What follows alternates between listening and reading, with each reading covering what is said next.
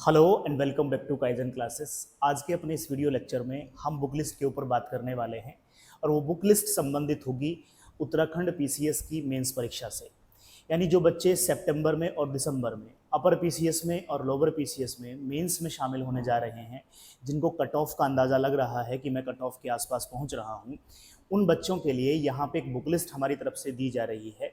और हमने इस बात को भी ध्यान में रखा है कि आपके पास समय का बड़ा अभाव है, समय बहुत ज़्यादा नहीं है, तो उसी हिसाब से क्या वो सॉलिड सोर्सेज हो सकते हैं जिनके माध्यम से आप मेंस में अच्छे अंक प्राप्त कर सकें।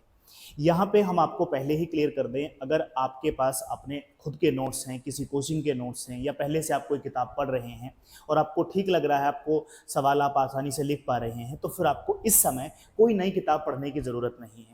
अगर तो आप नए हैं तैयारी करने में, तो इन बुक लिस्ट में से जो इस बुक लिस्ट में जो हमने यहाँ पे किताबें बताई हैं, आप उनको फॉलो कर सकते हैं। या फिर अभी तक अगर आपने नहीं करी है, कहीं से कोचिंग नहीं ली है, कोई आपके पास पर्याप्त नोट्स नहीं है, आपको लगता है कि अभी भी मेरे पास पर्याप्त जानकारी नहीं रह पाती है, तो आप इनमें से कुछ सेलेक्टेड किताबों को अपनी सुविधा के अनुसार कस्टमाइज करके आप उनको यूज कर सकते हैं और उससे लाभ ले सकते हैं। जैसा कि आपको पता है कि हमारे पास में 4 जीएस के पेपर आने वाले हैं, 2 पेपर हमारे पास उत्तराखंड स्पेशल से होने वाले हैं और 1 पेपर स्पेशल हिंदी का होगा और 1 पेपर होगा एसए का। इस तरीके से हमारे पास में कुल 6 पेपर होने वाले हैं। उन्हीं से संबंधित हम यहाँ पे रणनीति बनाने वाले हैं, उन्हीं से संबंधित हम यहाँ पे बुक लिस्ट देखने वाले हैं। अच्छा, इसमें जो बच्चे लोअर पीसीएस देंगे, चूंकि उनमें पेपर की संख्या कम है, तो वो इसी में से ही उन्हीं सेगमेंट में, क्योंकि पेपर का डिजाइन, पेपर का पैटर्न बदल रहा है पर सोर्सेज वही है।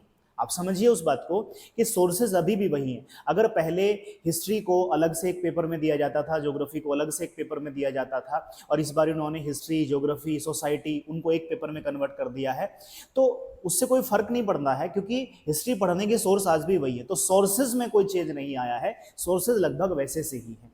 तो सबसे पहले हम बात कर लेते हैं यहाँ पे कि जो हिंदी का आपका सेक्शन आता है मेंस में, अब वो चाहे कोई भी एग्जाम की बात हो, तो हिंदी में हरदेव बहारी के नाम से एक किताब आती है, हरदेव बहारी, आप उस किताब को यहाँ पे ले सकते हैं। ऐसे ही एक आदित्य पब्लिकेशन की किताब आती है, वो भी अच्छी किताब है। इनमें से जो आप चाहें वो किताब ले सकते हैं, दोनों ही किताबें अच्छी हैं। तो हिंदी के लिए हरदेव बहारी और आदित्य पब्लिकेशन की जो किताब आती है, वाइट कवर की किताब होती है, उसको आप ले सकते हैं। इनमें ये हो जाता है हमारा हिंदी का। अच्छा, दूसरे नंबर पे बात करें अगर हम ऐसे की, तो ऐसे में आप क्या करेंगे, जिसको आप निबंध कहते हैं। वैसे तो अगर हम बात करें, जो ऐसे होता है उसके लिए कोई अलग तैयारी नहीं होती है, बल्कि जितना आपने जीएस के सेक्शन में, उत्तराखंड स्पेशल के सेक्शन में जितनी आपने जानकारी जुटाई है, उसी जानकारी का यूटिलाइजेशन करना होता है। ऐसे एक तरीके से आपकी पर्सनैलिटी का ही हिस्सा है। जैसा कि आपने चीज़ों को समझा प्री की तैयारी करते हुए, आपने चीज़ों को अभी तक जितना तैयार किया, उसी का ही वहाँ पे कंक्लूजन आपको लिखना आता है। और आप जब भी मेंस की तैयारी करना शुरू करें, चाहे आप नए हों या फिर आप अभी इस बारी अपियर हो रहे हैं, अगर आपको लग रहा है कि आप कट ऑफ के आसपास पहुंच रहे हैं, तो आपको एक बात ध्यान रखनी है कि सबसे पहले आपको सिलेबस देखना है, जो आयोग ने मेंस का सिलेबस दिया है, कौन कौन से टॉपिक दिए हैं। ऐसे ही अगर आप ऐसे में देखेंगे, तो ऐसे में स्पेशल क्लासिफिकेशन करके दिया है आयोग ने कि सामाजिक क्षेत्र से, सांस्कृतिक क्षेत्र से, आर्थिक से, ऐसे इस तरीके से क्लासिफिकेशन है। तो वहां से आपको चीजें वैसे देख के चलनी है। अगर मैं ऐसे में बात करूं फिर भी कोई किताब की, तो परीक्षा मंथन की एक किताब आती है, आप उसको ले सकते हैं। यहाँ पे मैं पहले ही क्लियर कर दूं डिस्क्लेमर के तौर पे, ताकि बाद में आपको परेशानी ना हो कि सर वो किताब भी तो अच्छी है, वो किताब भी। देखिए, किताबें अगर आपकी समझ में आ रही हैं, आपका काम उससे बन रहा है, तो वो किताब आपके लिए बेस्ट है। ऐसा जरूरी नहीं है कि यहाँ जो किताब बताई जा रही है या यहाँ पे हम कोई किसी किताब का प्रमोशन कर रहे हैं। मेरा कुल जमा उद्देश्य इस वीडियो को बनाने का ये है कि इससे आपको अगर लाभ होता है, तो मेरे वीडियो बनाने का उद्देश्य सिद्ध हो जाता है। आपको भी क्या करना है, आपको वहां मार्क्स गेन करने हैं और आपको अपना उद्देश्य, अपना लक्ष्य पूरा करना है, और वो चाहे किसी किताब से, किसी कोचिंग के नोट से, या कहीं से भी आपका पूरा होता हो। बस आपको इस बात का ध्यान रखना है। तो परीक्षा मंथन की एक किताब आती है, ऐसे करके, निबंध करके, तो परीक्षा मंथन की किताब आप ले सकते हैं। उसमें बहुत सारे ऐसे दिए गए हैं, आपको पूरी किताब नहीं पढ़नी है, किसी भी किताब को आपको पूरा नहीं पढ़ना है, क्योंकि समय की नज़ाकत को भी समझना है। अगर आप तैयारी करने में एकदम नए हैं, बिगिनर हैं, तब भी आपको किताबें पूरी की पूरी नहीं पढ़नी है। इसीलिए मैंने कहा सबसे पहले आप सिलेबस देखेंगे। जितना ज़्यादा आप सिलेबस से गो थ्रू होंगे, सिलेबस जितना ज़्यादा कंठस्थ होगा आपका, उतना ज़्यादा भटकाव कम होगा, क्योंकि आज के समय में आपके पास में सोर्सेज का ओवरफ्लो हो रहा है। और इस ओवरफ्लो के ज़माने में, इस ओवरफ्लो के टाइम में सबसे बड़ी समस्या यही हो जाती है कि हम टाइम ही मैनेज नहीं कर पाते, कौन सी किताब को पढ़ें, कौन सी किताब को ना पढ़ें, कई किताबें खरीद लेते हैं। ऐसी गलती नहीं करनी है। परीक्षा मंथन की जो आपने निबंध की किताब ली, उस परीक्षा मंथन की किताब में अब आप ये देखिए कि आपके अपने सिलेबस में कौन कौन से सोसाइटी से संबंधित कौन कौन से टॉपिक उसमें दिए गए हैं, और उसको एक बार पढ़िए और लिखने का प्रयास अपने शब्दों में करना है। कभी भी ऐसा नहीं करना है कि कोई भी ऐसे रटने की कोशिश कर रहे हैं। हाँ, वहां से स्टैटिक पॉइंट उठा सकते हैं, डायमेंशंस ले सकते हैं। मान लीजिए उसने विमेन एम्पावरमेंट की बात करी है, तो विमेन एम्पावरमेंट में कौन कौन से पॉइंट, कौन कौन से बुलेट फॉर्म हम उसमें ले सकते हैं। मैं मेनली कहूँ आपको तो हेडिंग क्या हो सकती है, बस उसके अंदर जो आपको कंटेंट लिखना है वो आपका अपना होना चाहिए, अपने शब्द होने चाहिए। और वो कहां से आएंगे, उसको पढ़ लीजिए, एक समझ विकसित कर लीजिए, क्योंकि ऐसे कंप्लीटली आपकी अपनी अंडरस्टैंडिंग होती है। आप कितनी अच्छी समझ रखते हैं किसी चीज के बारे में, उतना ही अच्छा आप उसको प्रदर्शित कर पाते हैं। तो ये बात हो गई यहाँ पे ऐसे की। अब हम बात कर लेते हैं यहाँ पे हिस्ट्री की। हिस्ट्री की बात करें तो हम हिस्ट्री में टाइम को देखते हुए फिलहाल मॉडर्न हिस्ट्री की बात करेंगे। हम किसकी बात करेंगे, आधुनिक भारत की बात करेंगे, मॉडर्न हिस्ट्री की बात करेंगे। आधुनिक भारत में अगर आपके पास नोट्स है, मैं फिर कह रहा हूं, तो आप उनको पढ़ते जाइए। अगर आपको कोई किताब की जरूरत है, आप चाहते हैं कि कोई रेफरेंस किताब हमें पता चले, तो रेफरेंस बुक के तौर पे जो आती है विपिन चंद्रा की किताब, विपिन चंद्र किताब आती है, आप विपिन चंद्र की किताब को ले सकते हैं। या फिर कई लोग कहते हैं स्पेक्ट्रम, तो देखिए अगर आप चाहें तो स्पेक्ट्रम लें। अगर आप मेंस के पर्सपेक्टिव से देखेंगे तो विपिन चंद्रा कहीं ज्यादा अच्छी है, क्योंकि एनसीईआरटी बेस्ड है। विपिन चंद्रा की आप किताब लें। स्पेक्ट्रम इसी का ही एक तरीके का सिनॉप्सिस नोट्स बनाया गया है, तो आप विपिन चंद्रा को लेंगे तो विपिन चंद्रा से आपका काम बन जाएगा। इनके साथ में अगर आप चाहें तो सभी के साथ में एनसीईआरटी को जोड़ सकते हैं। एनसीईआरटी को जोड़ लेंगे। ओल्ड या न्यू के चक्कर में नहीं पड़ना है, जैसा आपको मिल रहा है, जैसा सुटेबल आपको हो पा रहा है, वैसा करके इन दोनों से जोड़ करके आप अपने नोट्स, अपने पीवाईक्यू उसको सॉल्व कर सकते हैं और मेंस की तैयारी कर सकते हैं। जब आप ये किताबें पढ़ें, अपने नोट्स पढ़ें, करंट अफेयर्स पढ़ें, उसके साथ साथ में डेली बेसिस पर आपको आयोग के द्वारा मेंस में पूछे गए, अब फिर चाहे वो एफआरओ का मेंस रहा हो, जो जीएस वाला सेक्शन की बात कर रहा हूं मैं, या फिर आपका जो पीसीएस का यहाँ पे मेंस होता है, जितना भी है, या ऐसे और जिस सेक्शन में पूछा जाता है, जितनी भी सारी चीजें हैं, उन सारे पीवाईक्यू को आप लगातार देखते जाएंगे। सवालों की डायमेंशन क्या है, कितनी डेप्थ में पूछता है, कौन कौन से उसके एरियाज है जहां से सवाल पूछ रहा है, और अगर कोई सेक्शन से सवाल पूछा जा रहा है तो उसको कैसे करके वो सवाल को पूछता है। फिर जब आप पढ़ेंगे तो आपको वो चीजें दिमाग में रहेंगी कि यहां से ऐसा सवाल आया था, और अगर भविष्य में ऐसा सवाल आता है तो उसका आंसर कैसे कोट करना है। तो पहले पीवाईक्यू देखें और फिर हम किताबों को पढ़ना शुरू करें। कम समय में अच्छा रिजल्ट निकालने का एक बढ़िया तरीका होता है इस तरीके से चीजों को करना। अच्छा, इसी में अगर मैं बात करूं प्राचीन यानी एंशियंट की या मध्यकालीन की, तो यहाँ पे हम अलग से आपको कोई किताब नहीं बता रहे हैं। वैसे तो बहुत सारे सोर्सेस मार्केट में हैं, अलग अलग पब्लिकेशंस ने किताबें निकाली हैं, पर समय को समझते हुए आपको क्या कर लेना है, इन सभी से आर्ट एंड कल्चर को, यहाँ से आर्ट एंड कल्चर को कवर कर लेना है। आर्ट एंड कल्चर को, जो आपका ये कला एवं संस्कृति वाला सेक्शन होता है, इसको आप कवर कर सकते हैं। और इसके लिए किताब आती है मार्केट में, आप चाहें तो ले सकते हैं, नितिन सिंघानिया की। नितिन सिंघानिया की यहाँ पे किताब आती है नितिन सिंघानिया की, आप नितिन सिंघानिया जी की वो किताब ले सकते हैं। उसमें आर्ट एंड कल्चर, वो चाहे फिर वो एंशिएंट से संबंधित हो, चाहे मेडावल से संबंधित हो, उन दोनों से ही वो कवर हो जाएगा। इसके साथ में अगर कहीं से आपको कोई नोट्स, पॉलिटिकल नोट्स मिलते हैं, चाहे वो एंशिएंट की बात हो, प्राचीन भारत के, अगर कहीं से आपको पॉलिटी के नोट्स मिलते हैं, पॉलिटी का मतलब मैं राजव्यवस्था नहीं कह रहा हूं, मैं कह रहा हूं एंशंट के पॉलिटी के नोट्स, यानी जो क्रोनोलॉजी है, किसके बाद में कौन आ रहा है, कैसे काम हो रहा है, उस समय वहां पे क्या था वो। और ज्यादा इंपॉर्टेंस जो दी जाती है मेंस में, वो दी जाती है आर्ट एंड कल्चर को, क्योंकि प्राचीन भारत में भी बहुत समृद्ध विरासत रही, बहुत समृद्ध संस्कृति है उस समय भी, और ऐसे ही मध्यकालीन भारत में भी है। तो उससे संबंधित, वो आर्किटेक्चर से संबंधित सवाल पूछेगा आपसे, किसी किसी अन्य आर्ट से सवाल पूछेगा, डांस डांस फॉर्म से सवाल पूछ सकता है। तो ये सारी चीजें यहाँ से कवर हो जाएंगी। इसके साथ में वो सारी बातें आप करके चलेंगे जो आपने अपने नोट्स बनाए हैं। अभी आगे बढ़ने से पहले मैं आपको एक और थोड़ा सा, उसमें आपको लगेगा कि आपका कॉन्फिडेंस थोड़ा सा उससे बढ़ रहा है। कॉन्फिडेंस कैसे? कि देखिए, मेंस एक हवा मत बनाइए अपने दिमाग में कि मेंस है, मेंस है। बहुत डरने की आवश्यकता नहीं है। बस थोड़ा सा, जितना आप पहले तैयारी को लेकर के अवेयर थे, उसमें थोड़ी सी अवेयरनेस और बढ़ानी, यानी थोड़ी सी सजगता का स्तर आपको और बढ़ाना है, उतना ही है। आप किसी भी पेपर में देख लीजिए, अगर मैं उत्तराखंड पीसीएस की बात करूं तो उत्तराखंड पीसीएस का मेंस यूपीएससी का मेंस नहीं है। वैसी बातों पे आप मत जाइए। अगर कोई आपको ये कह रहा है मेंस है तो पता नहीं क्या करना पड़ेगा, ये करना पड़ेगा, या आपके मन में ऐसे सवाल आते हैं, हम पहली बार मेंस दे रहे हैं, या पिछली बार ही दिया था नहीं हुआ था, अगर ऐसे कोई सवाल आते हैं आपके मन में, ऐसे ख्याल आते हैं, तो उनको मन से निकाल दीजिए। उसका कोई मीनिंग नहीं है। आप में अपने आप एनर्जी आ जाएगी। आप जब मेंस की तैयारी में लगे हैं, जब आपका रिजल्ट आ रहा है, जब आपको कट ऑफ के आसपास मार्क्स दिखाई दे रहा है, आप करना शुरू करिए, करना शुरू करिए, क्योंकि इस सब से कोई लाभ होने वाला है नहीं। जितना आपने प्री में किया था, बस उसी में थोड़ा सा डेप्थ को बढ़ा दीजिए, उसी में डेप्थ को बढ़ा दीजिए। जैसे ये आपने पहले भी कवर किया होगा, मॉडर्न हिस्ट्री आपने जहां से भी कवर किया था, जहां से भी XYZ, मैं सोर्स बदलने की बात ही नहीं कर रहा हूं, जहां से भी किया था, बस उसी को थोड़ा सा एलिब्रेट करने की कोशिश कीजिए। उसमें आप हेल्प लेना चाहे तो विपिन चंद्रा ले लीजिए।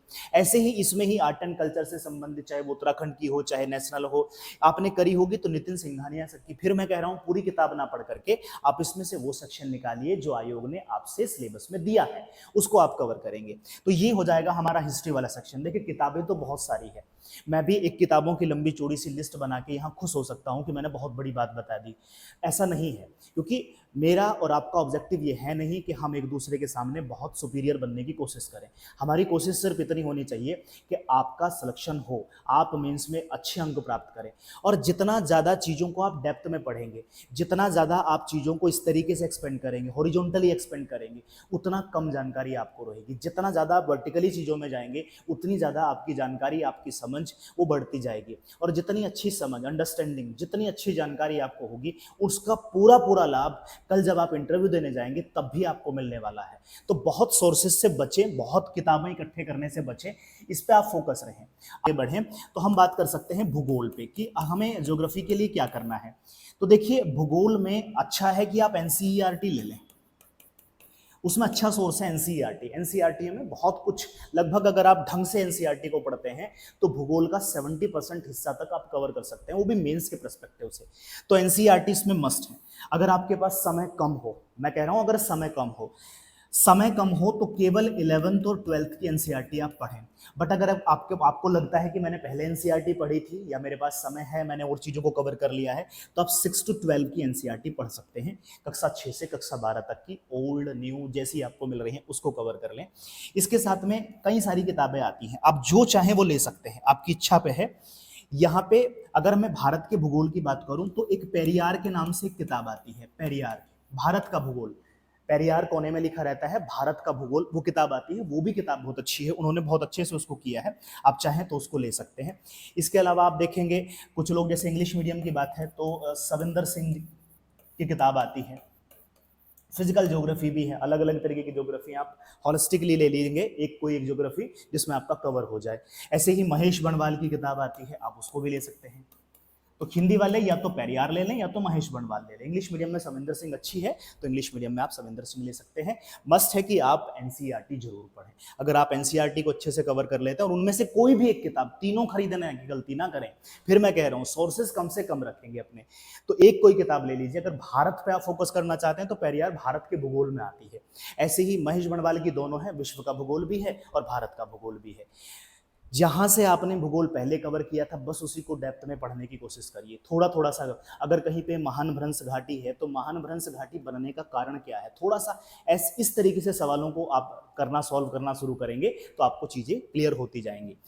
चलिए, इसके बाद में अगर भूगोल की बात हो जाए उसके बाद में हम बढ़ सकते हैं राज व्यवस्था यानी पॉलिटी की तरफ। राज व्यवस्था, पॉलिटी, हम बात करें पॉलिटी की, तो पॉलिटी में वही है, एक ही रामबाण है पॉलिटी में, और वह है लक्ष्मीकांत। बहुत सारे लोगों को लगता है कि लक्ष्मीकांत मेंस में कारगर नहीं है, तो देखिए ऐसे तो बहुत सारी किताबें हैं, पर चूंकि आपने लक्ष्मीकांत को पढ़ा ही होगा, तो लक्ष्मीकांत के साथ में आप एनसीईआरटी को ऐड कर लीजिए। अगर आपका पॉलिटी में, चूंकि पॉलिटी अमूमन सभी बच्चों की अच्छी होती है, सबको आसान भी लगती है, अगर आपका पॉलिटी में बेस ठीक है तो आप लक्ष्मीकांत लीजिए और उसमें 11th और 12th की एनसीईआरटी पढ़ जाइए। अगर कहीं थोड़ी सी कमी है बेस बनाने में कि गवर्नमेंट क्या है, किसको हम सरकार कहते हैं, राज्य कैसे होता है, न्याय क्या होता है, शासन क्या होता है, ये सारी टर्मिनोलॉजी, क्योंकि ये हिंदी में भी आएगा, प्रशासनिक शब्दावली, आप मेरे साथ में एक चीज़ और ऐड कर लें स्टार्टिंग में ही, जो हमने हिंदी देखा था स्टार्टिंग में हरदेव बहारी और आदित्य पब्लिकेशन की, अब एक आपके लिए नया टॉपिक जोड़ दिया गया है, प्रशासनिक शब्दावली। तो प्रशासनिक शब्दावली की ना किताब आती है अलग से ही, प्रशासनिक शब्दावली की किताब आती है, प्रशासनिक शब्दावली, गवर्नमेंट ऑफ इंडिया की किताब होती है, और चूंकि आपके उसमें ऐड भी कर दिया गया है ये एक अलग से, तो इसको भी आप ले सकते हैं, इनके साथ में कोई एक किताब इनमें से ले लेंगे, और प्रशासनिक शब्दावली की पतली सी किताब आती है, उससे आप कवर कर सकते हैं। अच्छा, ये हिंदी मीडियम वालों के लिए तो जरूरी है, इंग्लिश मीडियम वालों का और ज्यादा हाथ तंग रहता है, हिंदी की जो टर्मिनोलॉजी होती है, तो यहाँ पे आप इसको ले सकते हैं और उससे आपको लाभ होने वाला है। ऐसे ही यहाँ पे अगर आपको टर्मिनोलॉजी कवर करनी है तो क्लास 9 से लेकर के क्लास 12 तक की एनसीईआरटी आप पढ़ें पॉलिटी में, और इसके साथ में लक्ष्मीकांत को आप ऐड कर लें, और सभी के साथ में आप करंट अफेयर्स को ऐड करना ना भूलें। करंट अफेयर्स, अच्छा करंट अफेयर्स पे हम अलग से एक बात करने वाले हैं कि करंट अफेयर्स को कैसे कवर करना है, पर आप देखते हैं कि जितना भी करंट अफेयर्स हो रहा है उसका 70% हिस्सा तो पॉलिटी से संबंधित है, कोई कानून बन रहा है, कोई नियम आ रहा है, वो सारी चीजें आपको पॉलिटी में ही ऐड हो जाती हैं। ऐसे ही ज्योग्राफी में अगर कोई नहीं, कहीं पे वोल्केनो इरप्शन हो रहा है, कहीं पे कोई किसी तरीके का लैंडस्लाइड हो रहा है, तो वो सारी चीजें इसी में कवर हो जाती है।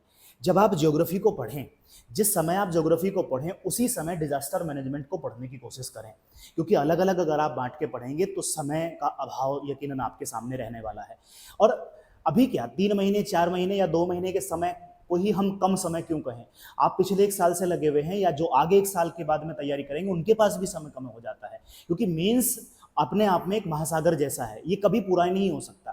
तो इसलिए हम इसमें इतना कर लें एटलीस्ट कि जितने से हमारा काम बन जाए, हम अच्छे मार्क्स वहाँ पे गेन कर लें, चीज़ों में हमारी एक समझ बन जाए, और वो अगर समझ बन जाती है तो बात बन जाएगी। तो भूगोल में भी आप करंट अफेयर्स को यहाँ पे शामिल जरूर करें, और उसके साथ में ये सारी चीज़ें, तो राजव्यवस्था में यानी पॉलिटी में हमारा ये हो जाता है।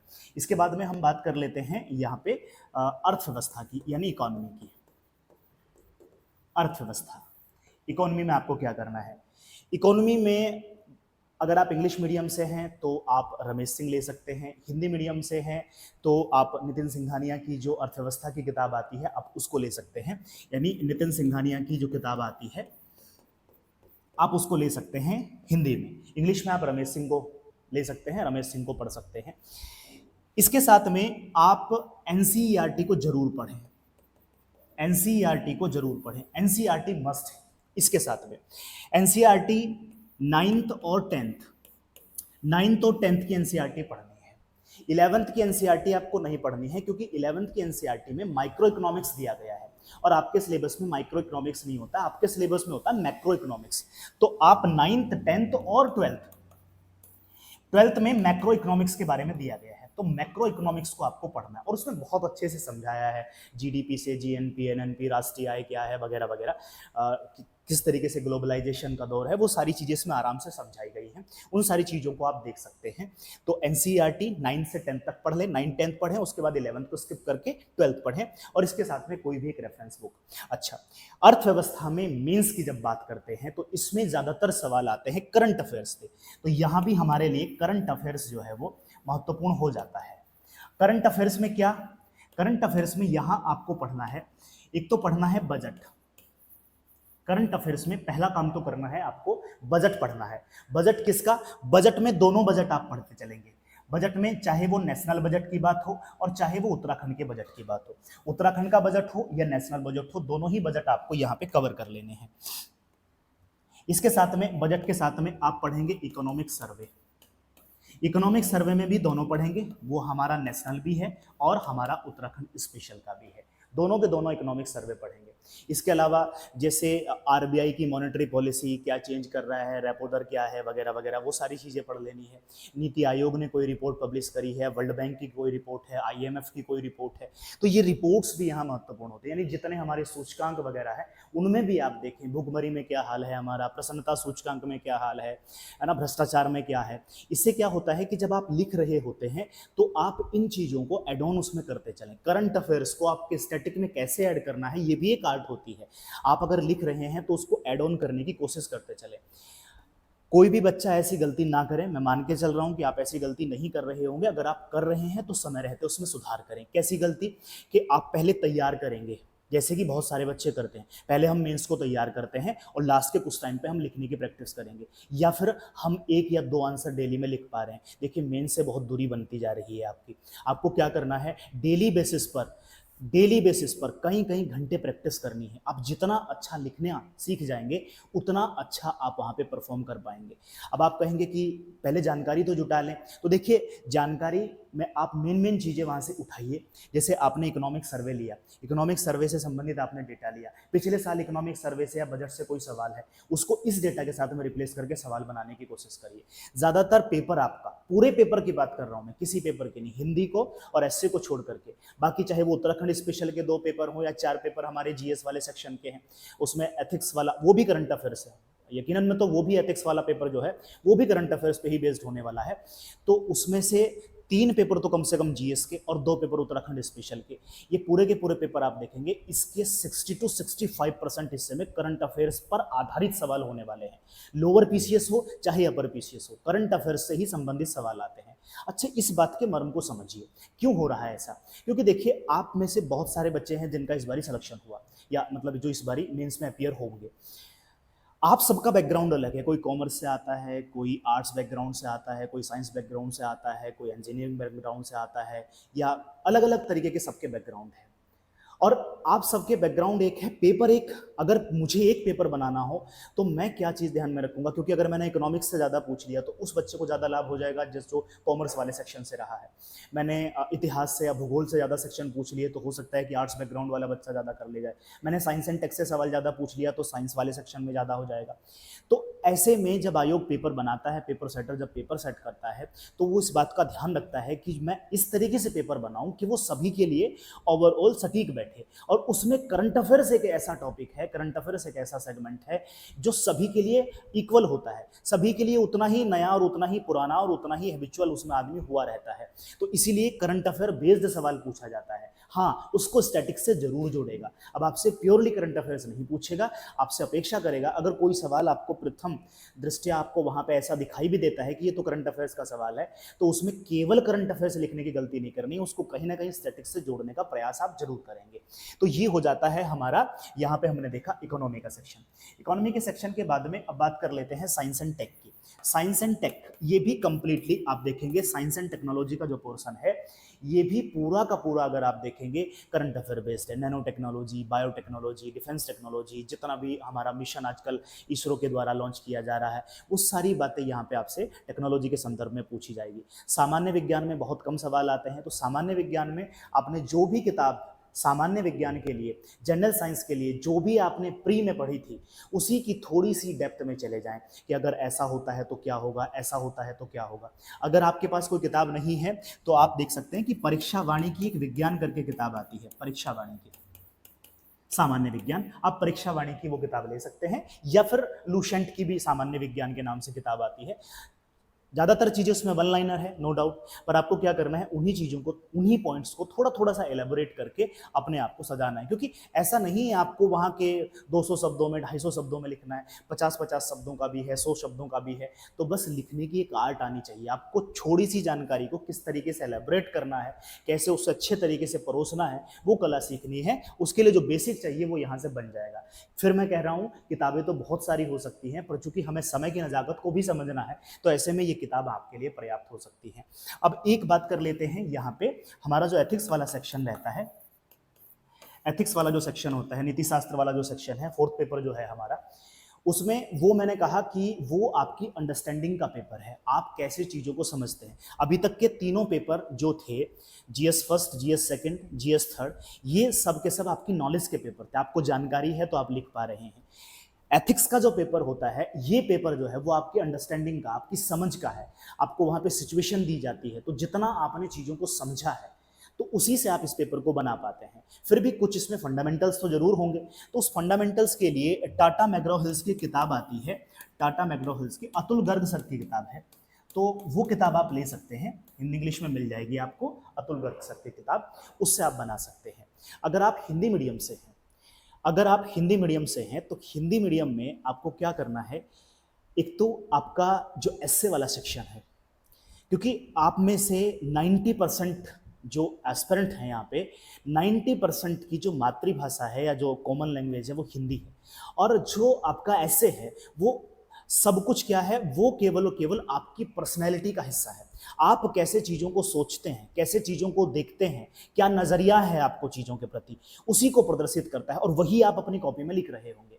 तो चूंकि आप हिंदी में चीज़ों को सोच पा रहे हैं, हिंदी में चीज़ों को यहाँ पे आप प्रोसेसिंग हो रही है, तो हिंदी मीडियम वाले बच्चों के लिए एक अच्छा होता है कि वो एस्से में जितना अच्छा मार्क्स गेन कर पाएं उतना उनको लाभ होने वाला होता है। सेम इंग्लिश मीडियम वाला साइंस एंड टेक्नोलॉजी में खेल जाता है, पॉलिटी में खेल जाता है, तो चूंकि पॉलिटी में करंट अफेयर्स, और करंट अफेयर्स का ज़्यादातर हिस्सा आप सब भी समझते हैं कि करंट अफेयर्स का ज़्यादातर हिस्सा इंग्लिश मीडियम में बहुत अच्छा है, तो हर सेगमेंट के लिए वहाँ पे बटा हुआ है।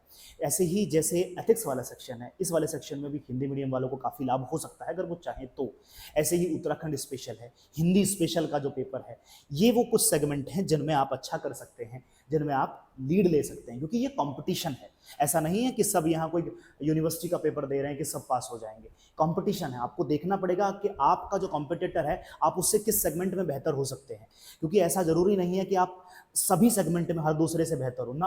आपको देखना है कि आपकी स्ट्रेंथ क्या है, आपकी वीकनेस क्या है, तो आप अपनी स्ट्रेंथ पे काम करेंगे, वीकनेस को सुधारने की कोशिश करेंगे। तो ये तो हो जाते हैं वो 4 पेपर जो जीएस से संबंधित है, या फिर एसए और हिंदी वाला सेक्शन। अब इसके बारे में बात आती है बाद में उत्तराखंड स्पेशल की। Uttarakhand special, no doubt Uttarakhand special बड़ा महत्वपूर्ण है, पर यहाँ उत्तराखंड स्पेशल ऐसा नहीं है जैसा प्री में था। प्री का मतलब है कि वहाँ 50-55 सवालों का वेटेज आपको देखने को मिल रहा था, तो आपको कहा जाता था कि उत्तराखंड पढ़िए, उत्तराखंड पढ़िए। यहाँ 4 पेपर जीएस के अलग से हैं, तो उनको आप इग्नोर ना करें। इसके बाद में जो उत्तराखंड स्पेशल है, उत्तराखंड स्पेशल के लिए किताबें बहुत हैं, ठीक है, सोर्स यहाँ पे बहुत सारे हैं, हाँ जानकारी लिमिटेड है, वो एक अलग बात है। बट मैं आपके काम को आसान करते हुए आपको यहाँ पे एक सलाह देना चाहूँगा, और वो सलाह ये है कि जब आपने प्री में तैयारी करी थी तो मैं मान के चल रहा हूँ कि आपने उत्तराखंड अच्छे से पढ़ा था। उत्तराखंड को पढ़ते हुए जो सोर्स आपने फॉलो करे थे, आप चाहें तो इस वीडियो को इसके बाद में यहाँ पे स्किप कर सकते हैं। जो सोर्स आपने उत्तराखंड की तैयारी करते हुए, पीसीएस की प्री की तैयारी जब आपने करी थी, जब आपने फॉलो किए थे, उन्हीं को ही बस थोड़ा थोड़ा सा आपको डेप्थ में ले जाना है। कोई भी मान लीजिए कोई कहीं पे किसी तरीके का, जैसे मान लीजिए यहाँ पे हम पढ़ते हैं कि रामपुर तिराहा कांड है, खटीमा कांड है, कोई भी मतलब कोई भी एक तरीके का टॉपिक आप सोच लीजिए, उसी के कॉज, उसी की प्रोसेसिंग क्या हुआ और उसके क्या परिणाम निकले, भविष्य में ऐसा कुछ ना हो उसके लिए सरकार क्या करे, इन सब के साथ में आपको चीज़ों को ऐसे ऐड कर लेना है। फिर भी अगर आप किताबों के लिए यहाँ पे आए हैं तो किताब बताना मेरा धर्म है। तो किताबों की अगर बात करें तो परीक्षावाणी चलती है, नई परीक्षावाणी आ चुकी है, क्योंकि यहाँ पे बहुत हद तक ऐसी कोई डिस्क्रिप्टिव किताब नहीं है जिसके बारे में मैं आपको बताऊं, हिस्ट्री को छोड़ करके। तो परीक्षावाणी को आप यहाँ पे ले लीजिए, आपने पढ़ी होगी परीक्षावाणी, आपने देखी होगी, या फिर जो BS नेगी सर की किताब आती है वो आपने ली होगी। तो कोई भी किताब जो आपने ली है, कोई भी एक किताब लेनी, सब नहीं लेनी है, आप उसको यहाँ पे ले सकते हैं, उसको आप कवर कर सकते हैं। फिर वही बात है कि जो जो चीज़ें आपने करी है उन्हीं को थोड़ा सा डेप्थ में कर लें। इंग्लिश मीडियम वालों के लिए है कि जो हिमांशु कफलातिया सर की किताब आती है कॉम्प्रिहेंसिव स्टडी ऑफ उत्तराखंड, उसमें सब कुछ दिया गया है, आप उससे कवर कर लेंगे, आपके लिए मोर देन इनफ हो जाएगा। इसके साथ में यहाँ पे आपको क्या करना है, ये ले लिया आपने। अच्छा, हिस्ट्री में चूंकि सवालों की संख्या थोड़ी ज़्यादा रहती है, तो अजय रावत सर की जो किताब आती है, अजय रावत सर की जो किताब आती है, या फिर बद्रीदत्त पांडे जी की जो किताब आती है, अब उनमें से कोई भी एक किताब लेके यहाँ पे हिस्ट्री की चीज़ें देख सकते हैं। और बाकी परीक्षा वाणी या BS नेगी या असवाल सर की जो किताब आती है, या बहुत सारे और यहाँ पे राइटर और पब्लिकेशन यहाँ पे किताबें निकाल रहे हैं, आप उनमें से कोई भी एक किताब ले लें, लगभग सभी में BS रेकुनी जी की किताब आती है, तो ये सारी किताबें ठीक हैं। BS रेकुनी की किताब भी अच्छी है, आप चाहें तो उसको ले सकते हैं। तो इनमें से कोई भी एक किताब ले लें, हिस्ट्री में थोड़ा सा ध्यान देकर चलें, हिस्ट्री को आप कवर कर लें। और मोस्ट इंपोर्टेंट, इन सब के साथ जो बात मैं आपको यहाँ बताना चाह रहा हूँ, इन सभी के साथ में आपको क्या करना है कि उत्तराखंड का करंट अफेयर्स मोस्ट इंपोर्टेंट। अगर आप इस 70% हिस्सा करते हैं, 30% हिस्सा करते हैं, तो मैं नहीं कहूंगा आपको आप गलत कर रहे हैं। 50% हिस्सा करते हैं तो आप ठीक कर रहे हैं, क्योंकि सारा सवाल करंट अफेयर बेस्ड होने वाला है, आधारित होने वाला है करंट अफेयर्स पर।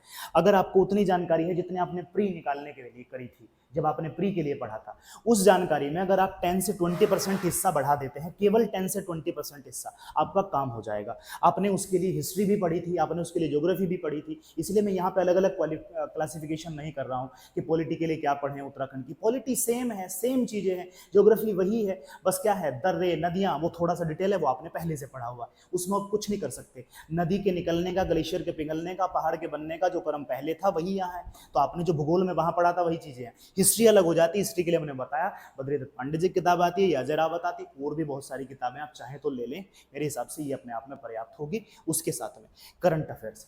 अच्छा, करंट अफेयर्स में मैं यहाँ पे देखूंगा कि बहुत सारे पब्लिकेशंस ने यहाँ उत्तराखंड स्पेशल का करंट अफेयर्स निकालते हैं, तो कई सारी किताबें मैगजीन जो आती हैं उनको आप ले सकते हैं। बट इसके साथ में आप विंसर ईयर बुक जो आती है, विंसर की जो ईयर बुक आती है उसको आप ले लें। उस ईयर बुक में क्या दिया हुआ है कि उस ईयर बुक में उत्तराखंड गवर्नमेंट की एक साल की जितनी भी योजनाएं हैं, जितनी भी पॉलिसीज हैं, जितना भी करंट अफेयर्स है, वो सारा का सारा इस बुक में कवर कराया गया है, मतलब अधिकांश कवर हो चुका है। तो इसको आप इसके साथ में ऐड करके पढ़ेंगे। इनको पढ़िए और यहाँ पे ऐड करिए, इनको पढ़िए। जैसे उन्होंने चलाया है कि मान लीजिए कहीं पे कोई वुमेन्स के लिए उन्होंने प्रोग्राम चलाया है, तो उसी को हिस्ट्री में खोजिए। यहाँ पे कोई ज्योग्राफी से संबंधित कोई टनल बनाई गई है, कोई उसके लिए प्रोग्राम चलाया गया है, कोई मिशन लॉन्च किया गया है, तो उन सब के लिए तो दोनों को आपस में इंटरलिंक करके पढ़ना है। अगर आप, क्योंकि किताबें, अब मैंने कहा केवल विंसर ईयर बुक नहीं है, आप अगर कोई और मैगजीन या आपने अपने खुद के नोट्स बनाए हों, कहीं और से किया हो, किसी कोचिंग इंस्टीट्यूट का मटेरियल आपके पास हो, कोई बुराई नहीं है। आपको अपना लक्ष्य पूरा करना है और वो है मेंस में अच्छा अंक प्राप्त करना। आप कर लीजिए वहां से। करंट अफेयर्स को उत्तराखंड स्पेशल के साथ में ऐड करके पढ़ेंगे। अब अगर आप उत्तराखंड के लिए 4 किताबें खरीद के बैठे हैं, करंट अफेयर्स के लिए 5 मैगजीन खरीद के बैठे हैं और कह रहे हैं कि हम मेंस की तैयारी कर रहे हैं, तो फिर 2026 या 27 के लिए बढ़िया रहेगा, क्योंकि अभी के लिए समय कम है। इसके साथ में अगर आप कहें कि नेशनल करंट अफेयर्स के लिए हमें क्या कर लेना चाहिए, तो नेशनल करंट अफेयर्स की अगर हम बात करें तो नेशनल करंट अफेयर्स में आप कर सकते हैं, वैसे तो अलग अलग आती हैं, वन लाइनर आती है, स्पीडी भी आती है, और भी कई सारी मैगजीन यहाँ पे आती हैं, एडुट्रिया भी आती है, पर अभी आई दृष्टि आई हुई है मैगजीन मार्केट में, आई दृष्टि के नाम से। आई दृष्टि ये घटना चक्र की होती है किताब, इस पर एक बड़ी सी आंख बनी होती है, आप सभी ने देखा होगा। यूपी स्पेशल इसमें ज़्यादा फोकस रहता है, यूपी में आती है किताब, यूपी में खूब धूमधाम से बिकती है, पर ऐसा नहीं कि उत्तराखंड में ये लाभदायक नहीं है, क्योंकि इससे हमें क्या कवर करना है, इससे हमें कवर करना है नेशनल करंट अफेयर्स को। नेशनल करंट अफेयर्स को इससे आप कवर करेंगे। बहुत कुछ इसमें दिया गया है, बहुत मार्केट में आ चुकी है। आप अपने नज़दीकी जो भी आपके यहाँ स्टेशनरी की शॉप है, बुक शॉप है, वहाँ पे जाके आप इसको परचेज कर लीजिए, इसको साथ करिए और उसके साथ में ऐड ऑन करते रहिए। जीएस के जितने भी पेपर हैं उन सबके साथ में जोड़ के, पॉलिटी पढ़ रहे हैं तो पॉलिटी से संबंधित जितना भी करंट अफेयर्स है, जितने भी सरकार ने योजनाएं, जितने भी संविधान संशोधन हुए हैं, उन सारी चीज़ों को, वक्फ बोर्ड अधिनियम आया है या नागरिकता संशोधन अधिनियम है, यूनिफॉर्म सिविल कोड है, चीज़ों को जोड़ते जाइए, उनके साथ में जोड़ते जाइए इस तरीके से। अच्छा, जहाँ तक करंट अफेयर्स की बात है, वो स्टैटिक तो आप पढ़ ही रहे हैं, हम कोशिश करेंगे पूरी की जल्द ही आंसर राइटिंग प्रोग्राम लाया जाए, फॉर्मेटिंग आपको कराई जाए। इसके साथ में विंसर ईयर बुक जो है आपकी, और ये जो नेशनल करंट अफेयर्स में आई दृष्टि की किताब है, इसे मेंस के पर्सपेक्टिव से आप कैसे पढ़ सकते हैं, लगातार हम आपके लिए वीडियोस लेकर के आएंगे। इसका प्रोग्राम जल्द ही शुरू हो जाएगा, उस पर हमारी टीम पूरा काम कर रही है। कैसे, मतलब एक न्यूज़ वहाँ पे दी गई है, उस न्यूज़ को कैसे आप कनेक्ट करेंगे, कैसा संभावित सवाल उससे बन सकता है, अपने स्टैटिक से कैसे जोड़ सकते हैं, उन सारी बातों पर हम यहाँ पे आपको हेल्प करने वाले हैं। तो आई होप आपको ये बुक लिस्ट हेल्प करेगी। आपको इसमें से ऐसा जरूरी नहीं है कि सारी किताबें आपके लिए, आपको कोई एक लगता है कि मेरा ये सेगमेंट कमजोर था, मुझे लगता है कि मुझे इसकी किताब की जरूरत थी, तो जो भी आपको यहाँ से लगे आप उसको लेके अपना काम बना सकते हैं। तो चलिए मिलेंगे फिर नेक्स्ट किसी ऐसी ही सजेस्टेड वीडियो के साथ में, किसी ऐसे नए टॉपिक के साथ में। तब तक के लिए जुड़े रहेंगे, खूब सारी मेहनत करते रहेंगे, डेली आंसर राइटिंग प्रैक्टिस करते रहेंगे, सिलेबस को देखिए, पिछले सालों के सवालों को देखिए। मिलेंगे फिर नए। धन्यवाद।